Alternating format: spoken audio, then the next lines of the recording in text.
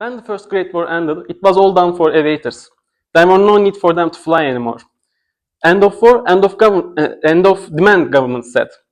And armies and navies didn't need all of these military aviation personnel right now. So what would happen to them? How could they continue to live? How could they continue to earn money? They needed a profession, of course, but they needed their aviation skills to be useful in some ways, other than war. And that's how the golden age of aviation started, basically. Hello everyone, I'm Özgün Öncülöz, and today we will be exploring why the interwar years are called the golden age of aviation with two main reasons. The first one is aviation actually had a chance to become science. Of course, it is not easy to understand science, but people could see the results, the flying machines in the air, and in a realm that mankind had never been able to conquer. So people got excited watching these flying machines, and aviation became more entertaining and more popular, which is the second reason. Let's dive deeper into these two now. Oops. Aeronautics, which was the name of our field before space exploration got so popular, was not even considered as a science back then. The improvements in aviation industry after World War I was great, but they weren't calculated exactly. In other words, they were successful under the method of trial and error. So some countries thought that this wasn't enough, and they brought together scientists, pilots, and engineers to understand this concept on a deeper level. The first example that I would like to give is the National Advisory Council for Aeronautics in the United States, later known as NASA. They wanted to understand the airflow behavior across different configurations of aircraft.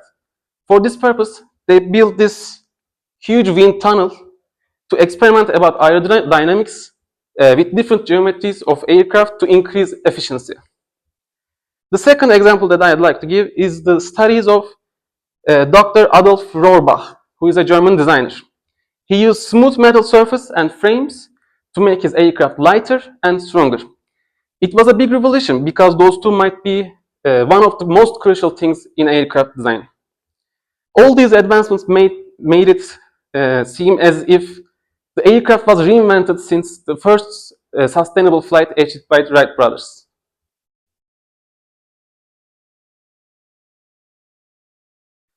But of course, there was a war coming, Second World War.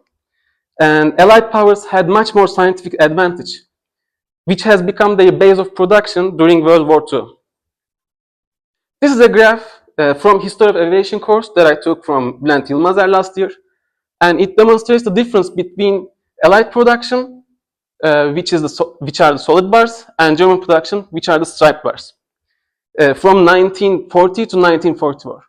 As you can see, Allied production increased from 20,000 to 120,000, and German production stayed more or less stable.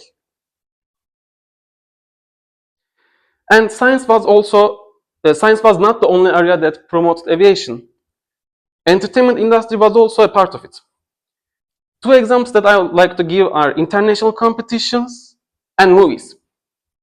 Aviators, or let's say heroes of the First Great War, continued to represent their countries in these competitive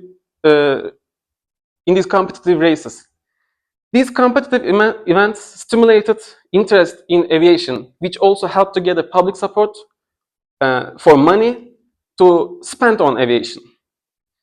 It was also an amusement for children and a way for people to cure boredom. This photograph is from Challenge International de Tourisme, edited by Romeco in 1937.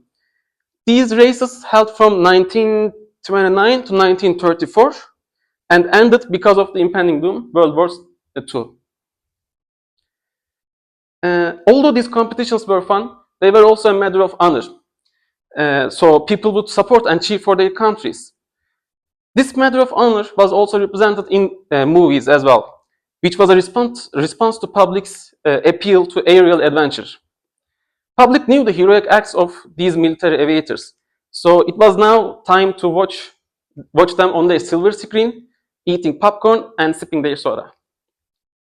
This is a scene from Captains of the Clouds, directed by Curtiz in 1942. Although United States was neutral at the beginning of the war, Hollywood was anti-Nazi at those times. So Warner Bros. Released this movie to to promote aviation and increase the morale of people just before joining the war.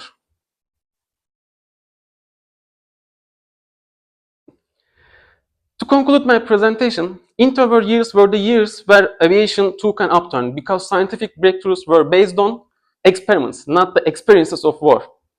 With the popularity increased by entertainment industry, it was the perfect combination for uh, fostering aviation passion in people.